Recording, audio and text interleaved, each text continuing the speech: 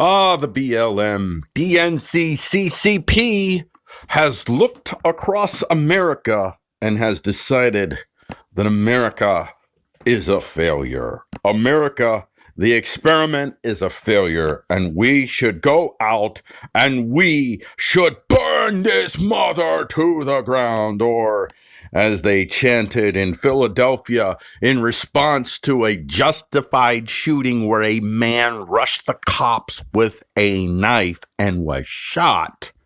Remember, that's why these people are rioting. Well, they're rioting really, well, I'll get to that. BLM protesters chanting, "Every city, every town, burn the precincts to the ground." That's what they chanted. That was their response. Their response to a justified shooting. Cops were called there. They were called. The community called the police into the neighborhood. I want you to understand, just like the Jacob Blake shooting, another justified shooting. The man was at best a rapist wannabe. I mean, at best, a rapist wannabe, and was literally going to drive away in a car with not his children in it. He was going to drive away in a car with not his children in it, and they shot him. And for that, we started another round of murdering people and burning businesses down, small businesses down.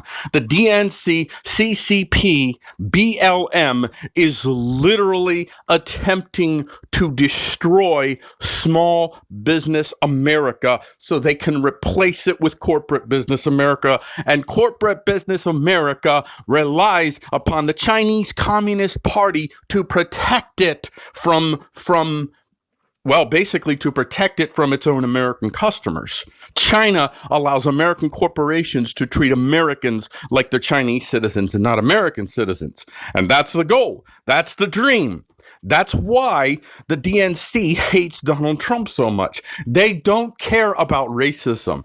They don't care about bigotry. These are the issues that they can use as wedges to attack the power that they're attacking. In this case, American power. So they will be whatever they have to be to get what they ultimately want. And always what they ultimately want is simply to eliminate competition.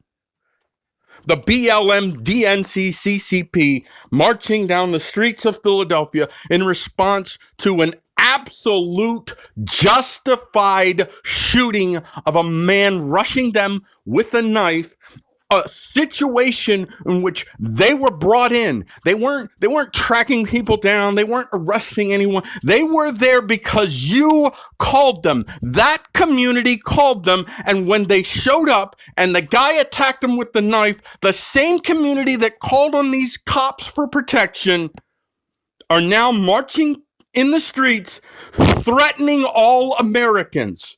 Philadelphia rabble-rousing violent thugs are telling America, "You're next. Motherfucker, you're next." Well, I'm telling you, motherfuckers, you're living in a fantasy. You have been emboldened by a corpo state media education corporation center that has been doing everything it can to whip you people up into hell frenzies so that they can scare people to hand over their freedoms to them so they can eliminate competition. They eliminated millions and millions of black babies by pimping and pushing for abortion on demand. Now, I'm pro-life, I'm against abortion, but I'm a pragmatist, and I don't believe that I don't believe that we should have an outright ban on abortions. But even if I'm against them, but it doesn't matter. Abortion abortion on demand is not there because they are interested in the rights of women. You don't need abortion on demand. If you're 15 plus weeks pregnant and you still haven't gotten an abortion, it's too late. I don't know whether it's 15 weeks, 12 weeks, whatever it is. There's a cutoff date. And they don't want the cutoff date not to protect the lives of women, but to protect their own lives from the competition that you could literally create for them. They keep your numbers contained. They keep your quality contained by creating a basically a barely subsistence lifeline to you, and the condition of that lifeline is you can't have families, and they want you constantly demoralized, and you just vote for the Democrat Party over and over and over again because the Republicans really aren't a viable choice. On the main, they're not really offering. I mean, I think that's changing. I think for very pragmatic reasons that's changing, but it hasn't been the case. So I understand why you didn't vote for Republicans, but you just sat there instead of trying to form a real political party that actually answers your needs, and it's not the Democrat Party. You just kept voting for Democrats, the same people that have passed these policies. It was the Democrats. The Democrats that led the charge for the 1994 crime bill. I remember when they were getting that law ready, and I remember how much I was opposed to the idea of mandatory sentencing. And that's what they've done with 3-strike rules, all that stuff. I mean, Republicans were for this too, but it was the Democrats that were the ones leading the charge. Joe Biden, the man who allegedly is standing up against the alleged racism of Donald Trump, and Donald Trump is not racist. He's a mix of things. He is part idiot. He's part genius, part idiot. He's a lot of things, but he's not a fucking racist. That's just a trope that is intended to cut off your critical thinking so you don't actually ever evaluate what Donald Trump's actual policies are, and not just the little rhetoric that you hear. What has he actually done that's racist?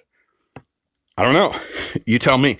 But that's the narrative, and it cuts you off from exploring exactly why the DNC is your enemy.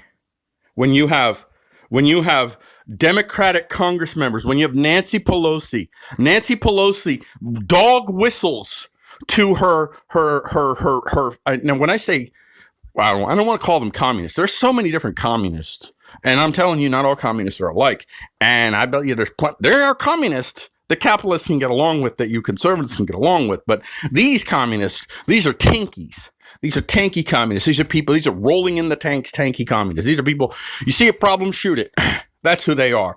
And when you have Democratic leadership, when you have Nancy Pelosi, the leader of the House of Representatives, emboldening murderers by calling federal troops Donald Trump stormtroopers. That's an act of sedition, by the way. She is literally committing treason, and she hasn't been arrested for it. When you have corporations that are codifying into their human resources laws, or whatever you want to call them, human resources standards, that the white people have to learn about their inherent evil with this whiteness, white privilege garbage. You're emboldening the thugs, the violent, the opportunists, the angry. These are the people that show up. These are the people that are emboldened by your words. These attacks are happening because the media, because the Democrat Party leadership, because the corporations are not only giving it voice, they're funding it, they're directing it, they're inspiring it, and they're protecting it.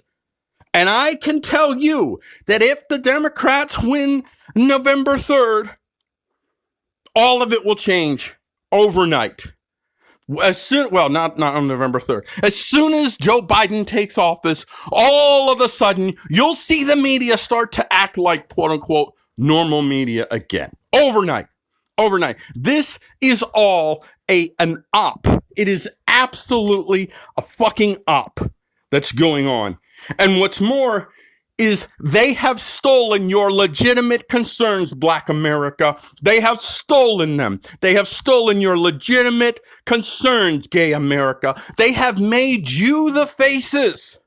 For the low IQ folks out there, they have made you the faces of hate. They have made the black face the face of hate. They have made the gay face the face of hate.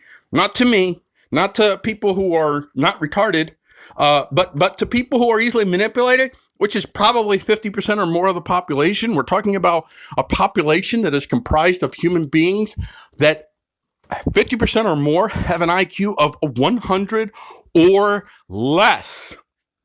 And most of these people are very busy. So even if they were higher intelligence, they don't have the time to actually do the research on their own. They have to rely on the gatekeepers to give them some semblance of truth. And the gatekeepers are just what they're doing. They're doing two things. One, they're turning people into haters of whiteness and heterosexuality and maleness.